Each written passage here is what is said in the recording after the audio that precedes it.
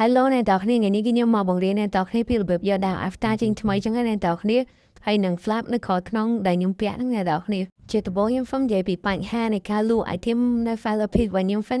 ដែលសារតែមានការ dupe item ចឹងហើយធ្វើឲ្យ Fellow Piece ហ្នឹងគេផ្អាកក្នុងការ thread វិញអ្នកទាំងគ្នាទីទៀតគេបើកមកវិញចឹងអ្នកទាំងគ្នាកុំភ័យអីហើយឥឡូវនេះខ្ញុំមានតែទទួលធ្វើ survey ដូចជាយកដៅយកដៃចឹងអ្នកទាំងគ្នាហើយលក់ game pass និងលក់ bounty ទេអ្នកទាំងគ្នាឆែក profile ខ្ញុំបានចឹងដែលខ្ញុំដាក់ឈ្មោះនៅលើវីដេអូហ្នឹងអ្នកទាំងគ្នាឥឡូវកុំឲ្យខាត់ពេលយើងយូរយើងចូលវីដេអូពីរបៀបយកដៅរបស់យើងវិញជាដំបូងអត់មានពិបាកទេអ្នកទាំងគ្នាត្រូវ teleport ទៅកោះមួយនៃ Fear 2ដែលមានឈ្មោះថាPunch Island អ្នកទាំងគ្នាបន្ទាប់ពីដល់ហ្នឹងហើយអ្នកទាំងគ្នាដើរតាមខ្ញុំមកអ្នកទាំងគ្នាយើងត្រូវទៅជួប NPC 3អ្នកនោះអ្នកទាំងគ្នាដែលលើក្រៅកោះ Punch Island ហ្នឹងអ្នកទាំងគ្នាថាមើលវីដេអូហ្នឹងទៅអ្នកទាំងគ្នាដឹងហើយដល់នេះយើងធ្វើការជួប NPC ហ្នឹងហើយសម្រាប់ NPC នេះសម្រាប់ NPC ដំបូងអ្នកទាំងគ្នាត្រូវវាយដងចិនឲ្យបានខ្វាញ់វាចាស់អ្នកទាំងគ្នាដូចជា Crystal Coin អ្នកទាំងគ្នាវាយបាន 5k ទៅអ្នកទាំងគ្នាដូរបានដល់ហ្នឹងហើយកន្លែងនេះសម្រាប់ upgrade damage upgrade អីចឹងហើយកន្លែងនេះសម្រាប់ចូលដងចិនដើម្បីវាយបានខ្វាញ់ដែលយើងត្រូវ upgrade damage យើងក៏ដូរយកដល់ after ដែលមានតម្លៃ 5k ខ្វាញ់ហ្នឹងអ្នកទាំងគ្នាហើយដើម្បីបាន Crystal ដើម្បីចូលក្នុងដងចិនហ្នឹងបានអ្នកទាំងគ្នាត្រូវការmaterial មួយដែលមានឈ្មោះថាcrystal key អ្នកទាំងគ្នាចឹងទៅអ្នកទាំងគ្នាអាចបើកសោចូលដងចិនហ្នឹងវាយយកខ្វាញ់នឹងបានឥឡូវនេះគឺយើងថាការវាយ NPC នៅក្នុងកោះ Punch Island ហ្នឹងមកអ្នកទាំងគ្នាអាចទៅវាយ NPC នៅកោះណាក៏បានដែរឲ្យតែនៅ Fear 2អ្នកទាំងគ្នាដឹងតែបាន crystal key ហ្នឹងហើយឥឡូវនេះគឺខ្ញុំនឹងធ្វើការវាយគ្នាយើងមើលឲ្យតើបាន key វាមកអ្នកទាំងគ្នាហើយបន្ទាប់ពីខ្ញុំវាយដល់ find you មកគឺខ្ញុំទទួលបាន2 crystal key ហើយអ្នកទាំងគ្នាគឺពិតជាយូរខ្លាំងមែនតើនេះអ្នកទាំងគ្នាមើលវាយមកមួយថ្ងៃទៅបាន2 crystal key ទេអ្នកទាំងគ្នាចឹងវាពិតជាពិបាកយកខ្លាំងតែអ្នកទាំងគ្នាចាំមើលនៅពេលដែលបើក share វិញទៅខ្ញុំធ្វើការដាក់ key នឹងយកទៅលក់ចឹងដើម្បីកុំឲ្យអ្នកទាំងគ្នាពិបាក farm ចឹងហើយ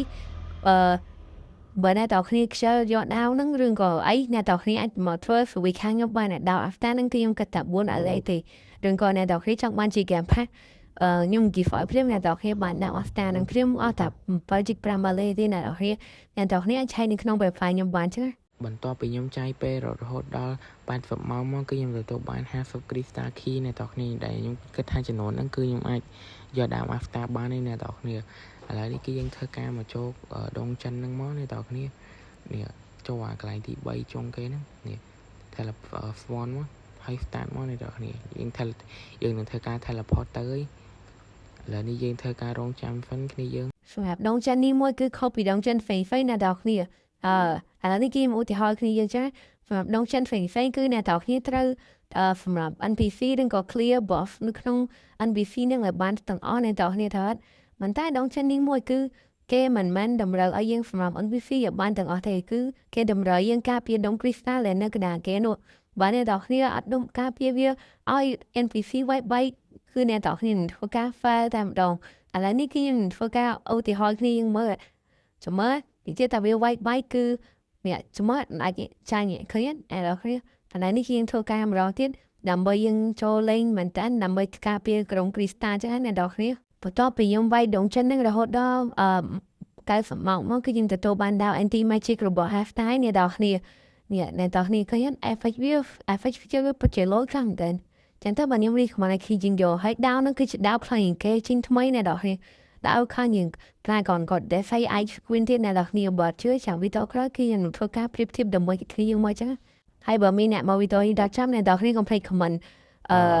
ឲ្យខ្ញុំដឹងផងថាអ្នកទាំងគ្នាត្រូវការ team អីដែលអាចយកទៀតចឹងខ្ញុំនឹងធ្វើការជីងវីដេអូបរិញ្ញាចឹងហើយវីដេអូយើងក៏មានតែប៉ុណ្្នឹងទេបាយបាយមក